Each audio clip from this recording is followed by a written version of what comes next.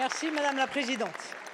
Monsieur le Premier ministre, dans quelques jours, la ferme France va s'installer à quelques encablures de l'Assemblée et nous serons nombreux à aller saluer les agriculteurs, garants de notre souveraineté alimentaire et gardiens de nos paysages et de notre biodiversité.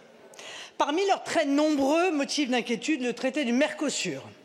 Si aujourd'hui la quasi-totalité de la classe politique a rejoint la position défendue depuis des années par le Rassemblement national, sa signature par Madame von der Leyen, présidente de la Commission européenne, apparaît comme un défi lancé à la France. Cette même Commission qui, voyant l'opposition à ce traité naître dans bon nombre de pays, dont la France, et sur l'insistance de l'Allemagne, envisage de contourner les volontés nationales en scindant l'accord en un volet commercial et un volet politique.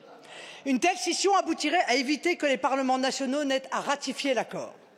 Or, la France a fait savoir son opposition à cet accord, en particulier à travers le vote de notre Assemblée. Il est donc temps, Monsieur le Premier ministre, de faire respecter la souveraineté du peuple français face aux technocrates bruxellois et d'engager le bras de fer à Bruxelles pour défendre la parole de la France, défendre la volonté du peuple de France et finalement défendre l'état de droit qui dispose que la souveraineté appartient au peuple, qu'il exerce par ses représentants et par la voie du référendum.